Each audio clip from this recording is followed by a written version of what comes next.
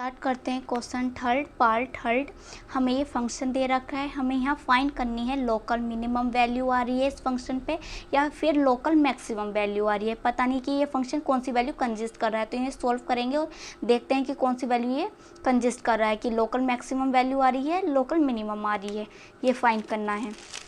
तो चलिए हम फाइंड करते हैं और यहाँ से हमें पॉइंट भी फाइंड करना है कि इस पॉइंट पर ये मैक्सिमम वैल्यू है और इस पॉइंट पे ये मिनिमम वैल्यू है। तो हमें जो x की वैल्यू है वो क्या है, 0 से तो ग्रेटर है और π/2 से छोटी है। π/2 का मतलब 90 से छोटी है। तो पहला स्टेप क्या होता है कि इस फंक्शन को डिफ्रेंशिएट करो। तो हमें इस फंक्शन को डिफ्रेंशिएट करेंगे तो sin x है, तो sin x का डिफ्रेंशिएट क्या होता है cos x, और x का क्या होगा 1। अब ये प्लस लिखा, अब cos x का जो डिफ्रेंशिएट होता है वो क्या होता है माइनस के sin x, और x का क्या होगा 1। तो h डैश x हमारे पास क्या है cos x और plus minus minus sin x। अब हमें क्या करना है, पुट करना है h डैश x को इक्वल टू 0। तो पुट करेंगे तो cos x minus sine x equal to 0। अब ये जो sin x है इधर किस में दे रखा है, नेगेटिव में, तो इधर जाके पॉजिटिव बन जाएगा। अब यहाँ एक बात समझनी है कि इसके साथ अगर मैं 1 मल्टीप्लाई में लिख दूँ तो कोई परेशानी, अगर 1 की मल्टीप्लाई करेंगे तो cos x ही मिलेगा, 1 की मल्टीप्लाई करेंगे तो cos x मिलेगा, तो हमने 1 लिख लिया। अब ये मल्टीप्लाई में है यहाँ cos x, तो इधर किस में आएगा, डिवाइड में आएगा। अब ये sin x और cos x क्या बन गया, sin x upon cos x को हम tan x लिख सकते हैं। अब ये tan x में 1 की वैल्यू किस पे होती है, ऐसे लिख दें इधर कि tan x इक्वल टू 1, और tan x में 1 की वैल्यू जो होती है tan 45 डिग्री पे होती है, तो π/4 पे होती है। tan से tan कैंसिल, तो x की वैल्यू क्या निकल कर आई है, π/4 वैल्यू निकल कर आई है। अब x की वैल्यू आ जाने के बाद हम क्या करते हैं, क्योंकि ये सिंगल वैल्यू है तो सेकंड डेरिवेटिव भी टेस्ट यूज़ होगा, और हम जब हम मल्टीपल वैल्यू आ रही हैं जब भी हम सेकंड डेरिवेटिव टेस्ट ही यूज़ कर रहे हैं। तो हम अब ये फंक्शन जो है h डैश x, इसे दोबारा से डिफ्रेंशिएट करना है, हमारा ये स्टेप है अब कि h डैश x को दोबारा डिफ्रेंशिएट करेंगे तो 2 डैश लगेंगे। तो cos x है, cos x को डिफ्रेंशिएट करेंगे तो माइनस के sin x, और x का करेंगे तो 1 बन जाएगा। अब ये माइनस है और sin x है, तो माइनस तो एज इट इज, साइन का क्या होगा cos x, और x का बन जाएगा 1। तो हमारे पास c आ गया। अब यहाँ सॉल्व डबल डिफ्रेंशिएट करा तो एक नंबर नहीं मिला कि हम बता दें कि हाँ ये पॉजिटिव है या नेगेटिव है।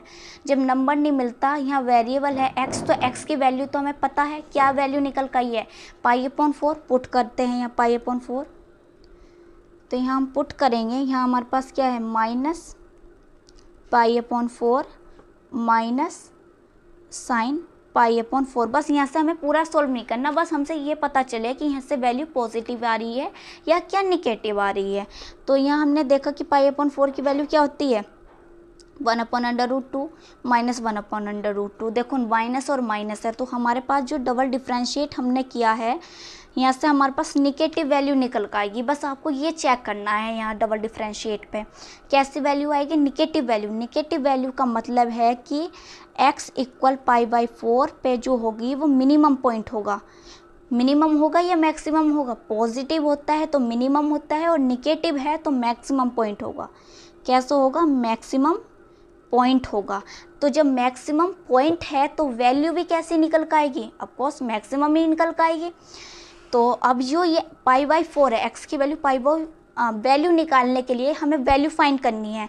तो वैल्यू जब निकलती है जब x की वैल्यू हम पुट करते हैं, जो हमें फंक्शन गिवन है hx, तो hx के अंदर हम पुट करेंगे, हमारे पास क्या है sin x plus cos x। तो x इक्वल π/4 हम इसमें पुट करेंगे। क्लियर, देखो इजीली है, अगर समझ में आ रहा है तो बहुत इजी है। sin π/4 plus cos π/4। अब यहाँ वैल्यू क्या आएगी इसकी निकल के 1/√2, ठीक है 1/√2 प्लस साइन 1/√2, क्योंकि वैल्यू क्या होती है 1/√2 होती है। ओ ये अब हट जाएगा ना, देखो बिल्कुल कंफ्यूज मत होना। साइन π/4 की वैल्यू क्या होगी 1/√2 होगी, और cos π/4 इसकी वैल्यू है 1/√2। एलसीएम लेंगे √2, 1 + 1 2 √2, तो यहाँ से हम क्या निकल कर आएगा, √2 ही तो निकल कर आएगा। तो ये कैसी वैल्यू निकल कर आई है हमारे पास, बताओ कैसा पॉइंट था, मैक्सिमम पॉइंट था। तो लोकल मैक्सिमम वैल्यू क्या है हमारे पास, √2। और आप ये भी लिख सकते हो लोकल मैक्सिमम पॉइंट, क्या लोकल मैक्सिमम एट, ये भी लिख सकते हो शायद, एट x इक्वल किस पे, हमें π/4। क्लियर, ये हमारा आंसर आ गया है। हमें डबल डिफरेंशिएट तो इस वजह से करते हैं कि हमें पॉइंट का पता चल जाए कि हाँ इस पे जो डबल डिफरेंशिएट है कि ये पॉजिटिव वैल्यू दे रहा है या नेगेटिव वैल्यू दे रहा है, बस इस वजह से हम डबल डिफरेंशिएट करते हैं। वीडियो को लाइक करें, शेयर करें और प्लीज़ सब्सक्राइब करें चैनल को।